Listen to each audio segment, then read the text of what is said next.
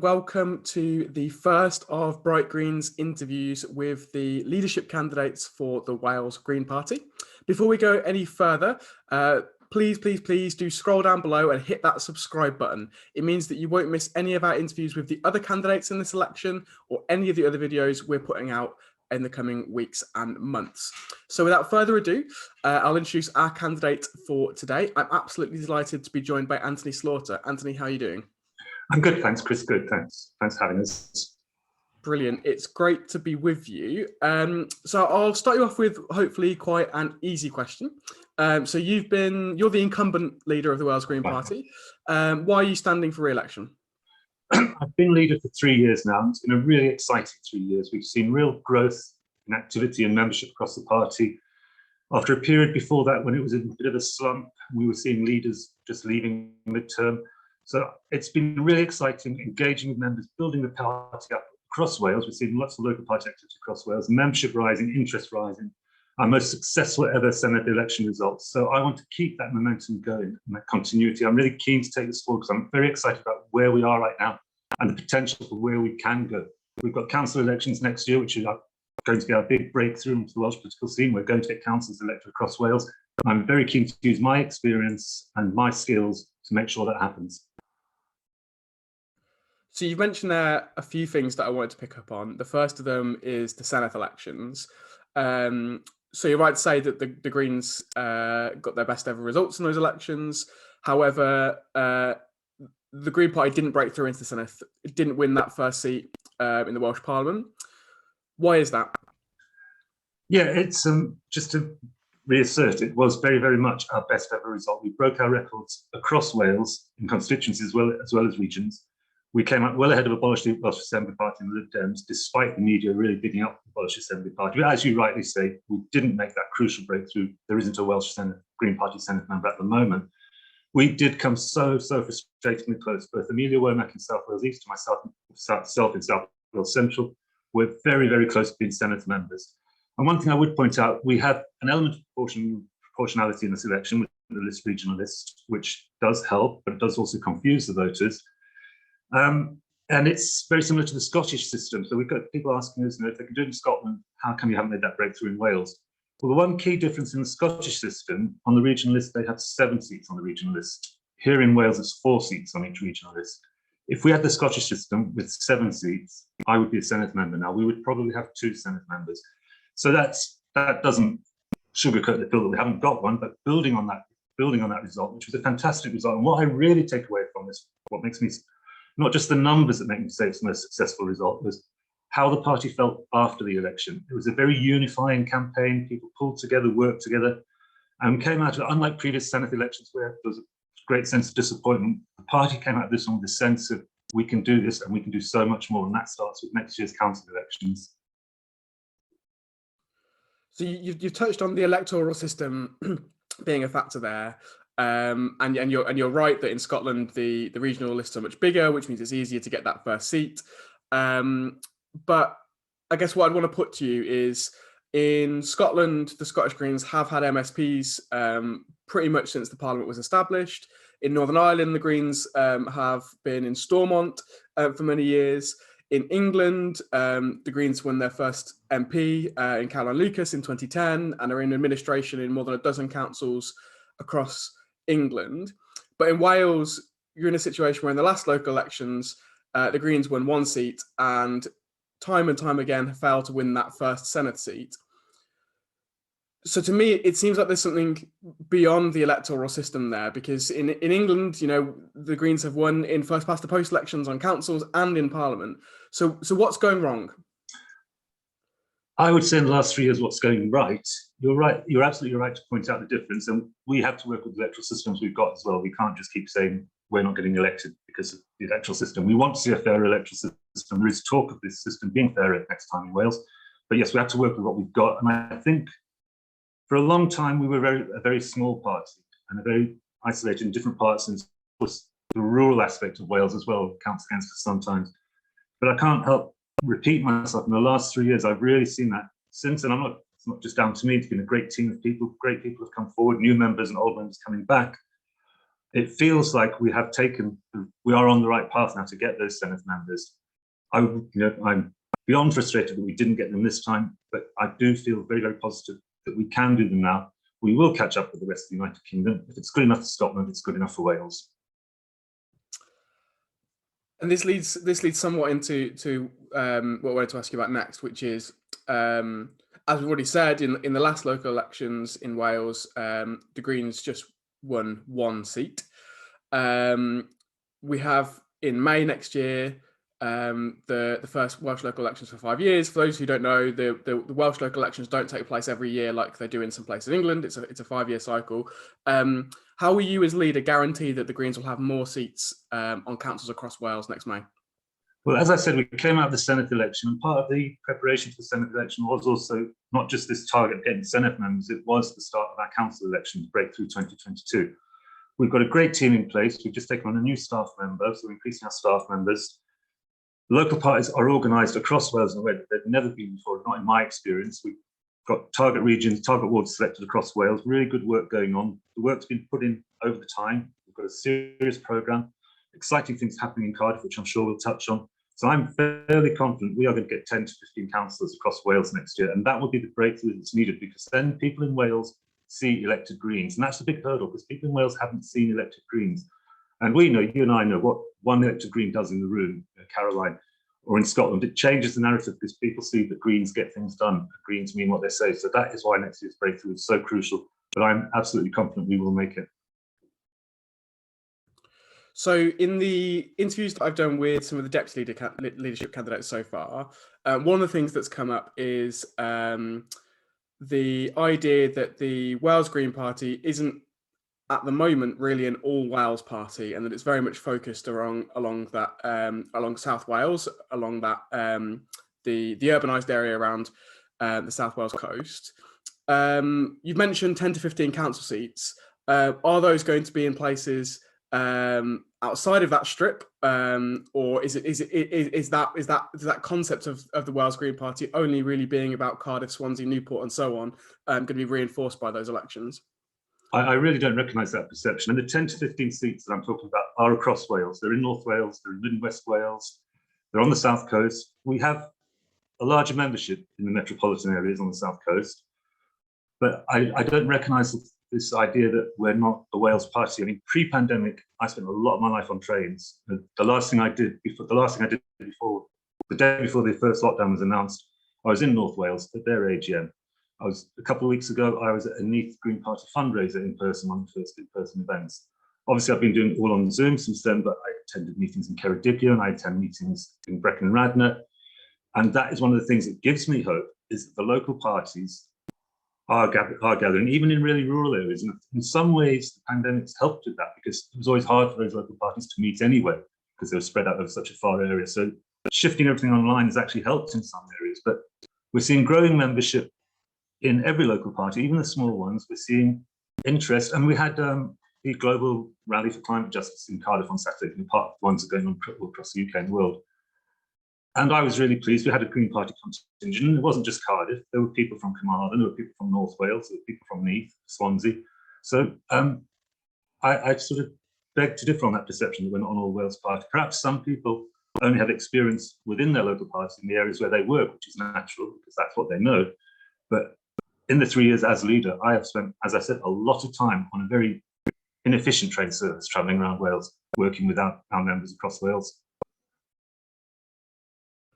So one of the things that we've touched around already is just how crowded a field the political setup is in Wales at the moment. So obviously you've got Labour in government in Wales. You have a strong Conservative party across different aspects of Wales. The Lib Dems still have seats in the Senedd.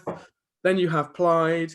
On the right, you have abolished the Welsh Assembly. You have the rump of UKIP and the Brexit Party, and then you have the Greens. So it's a very crowded field. Even when if you were to compare it to, say, Scotland, which is also a crowded field.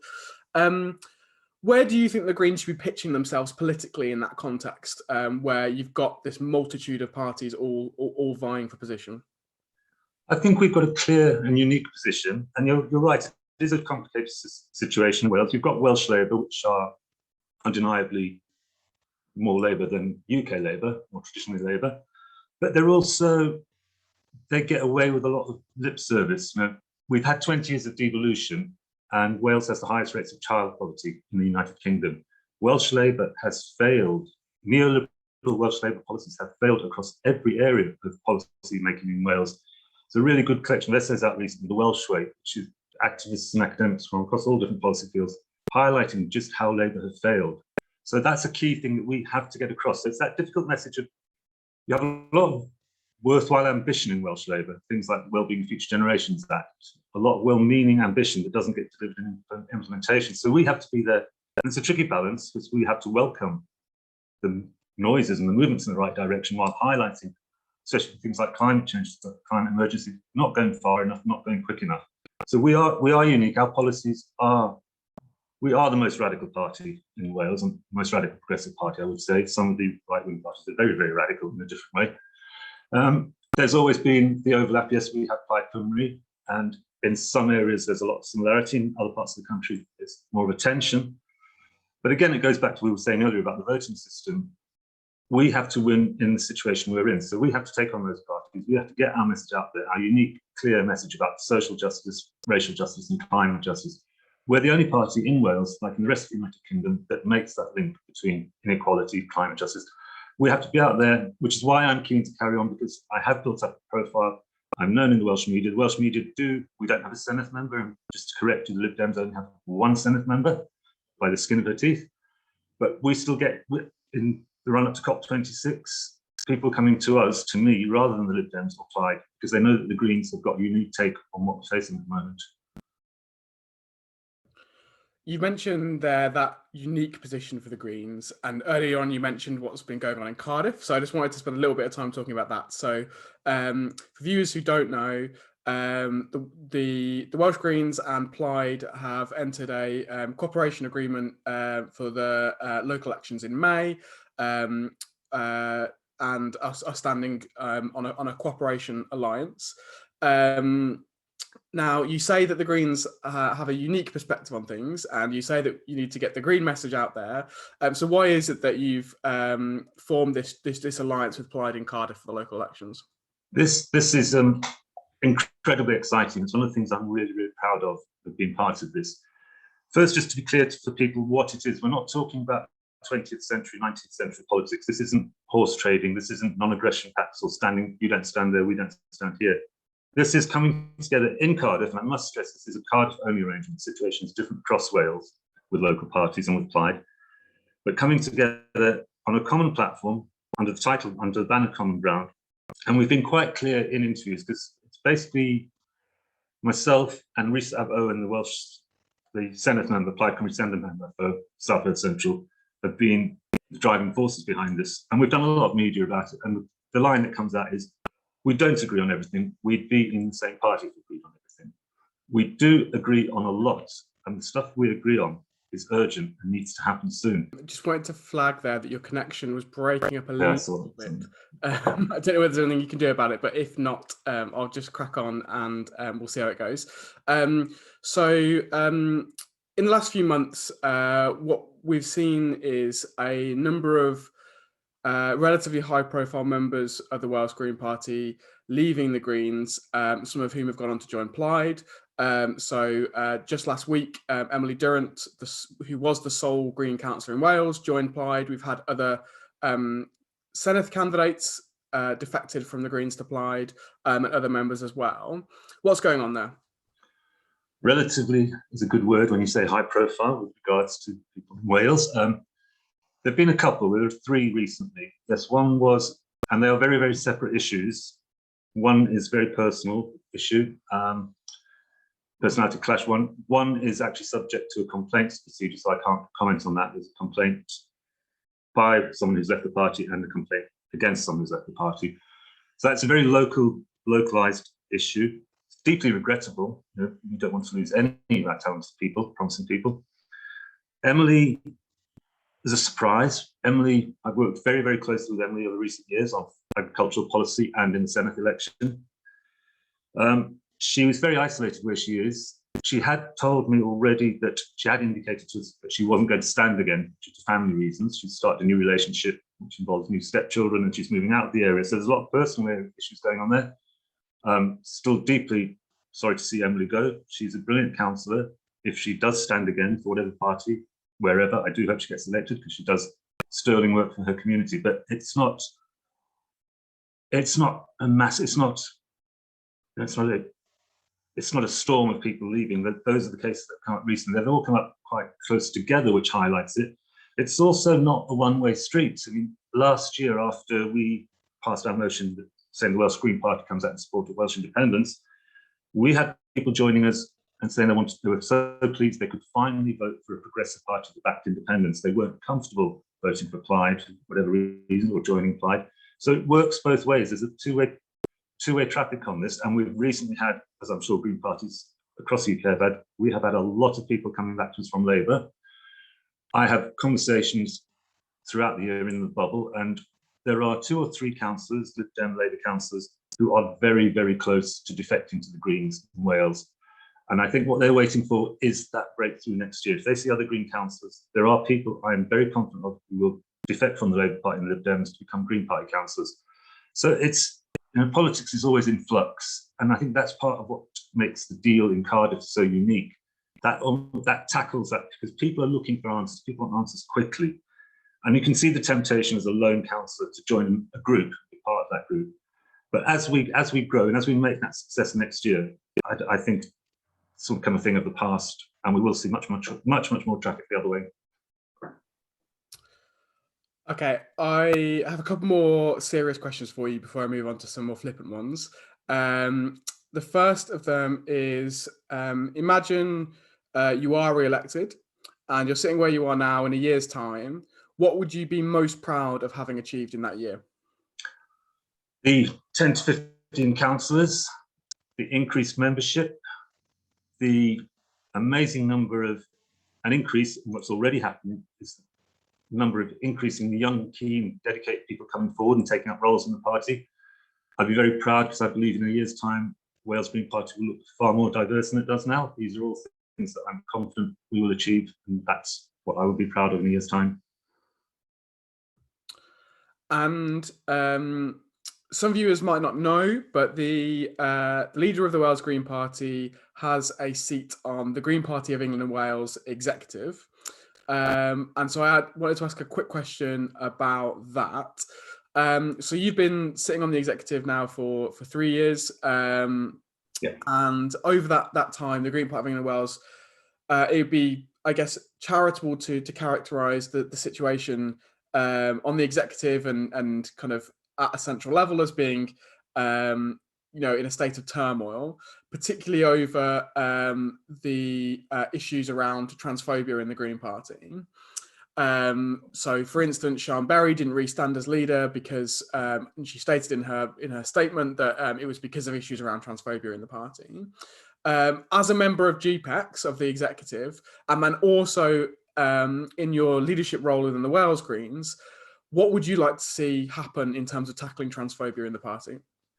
Well, it has no place in the party. It's been deeply upsetting, some of the stuff going on. When Sian put a statement out, I mean, myself and Lauren, the deputy leader in Wales at the moment, sent a message to all our members instantly, just reaffirming our position in Wales, and unequivocal: trans men and men, trans women and women, non-binary identities are valid. This is a welcome and inclusive party. We have no trust of what's going on with people trying to stir up transphobia. Fortunately, it's been less divisive in Wales.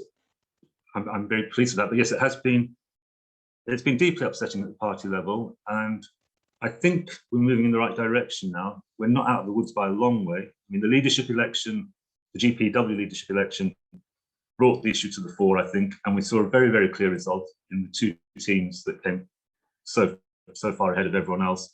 I think the party membership has sent a very clear message about where it stands on this. An increasingly smaller number of voices that are still trying to stir up hatred and bigotry. As I said, I think we've turned the corner, but we've got a lot of work to do, and we have to stay vigilant and continue to stand up for trans rights and all rights. So I promised I move on to some flippant questions, which is what is coming next. So to start off with that, what is your favourite biscuit? I've been asked this so many times and I still don't have a glib answer. I like things with dark chocolate, but otherwise I think I'm going to do a controversial Jeremy Corbyn type answer and say I prefer a Welsh cake every time over a biscuit. Very much playing to the crowd there. What's your favourite pizza topping? I'm quite proud of one that I think I've invented, my own Welsh pizza, which is lava bread, leek and Caerphilly cheese. Lava bread is a seaweed, for those who don't know. Sounds amazing. Are you a dog person or a cat person? My partner's in the other room, so I'm going to say cat person. On to something flippant about the Green Party now. What's your favourite and what's your least favourite Green Party policy? I was expecting this one. It's a really hard one because what we've done in Wales recently over the last couple of years, we've got a really good policy coordinator and policy team. We've overhauled our policies for sustainable society completely ahead of the Senedd election to make sure there were no irregularities and nothing we couldn't defend in this. So I went into the Senedd election very proud of our policy statement, with nothing in it that I disagree on. On a personal level, favourite policies at the moment, it's things like frequent flyer levy, carbon tax, all very topical. But also what I really like going out there to talk to people about and groups and public events is UBI, reparations, those sort of things. The linking of social justice and climate justice is key to me.